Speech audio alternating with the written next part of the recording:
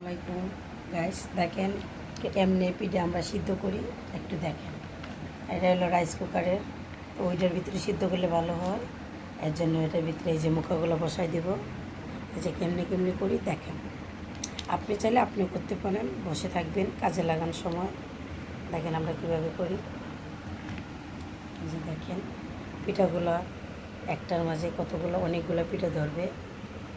এই যে আমরা বসালাম পিঠাগুলো, এখন চুলায় নিয়ে পাতিলের মাঝে বসাই দেব। কতক্ষণ পরে আবার যে পিঠাগুলো আনবো আইনা খুলবো, তো আপনাকে ভিডিও দিব।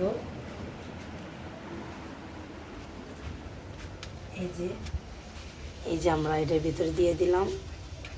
দেওয়ার মাঝে এই যে পানি, নিচে পানি আছে, এই যে এটা বসাই দিলাম। এখন এটা ঢাকিয়ে দেব। এই যে ঢাকিয়ে দিলাম, 5-6 মিনিট পর নামাই নেব।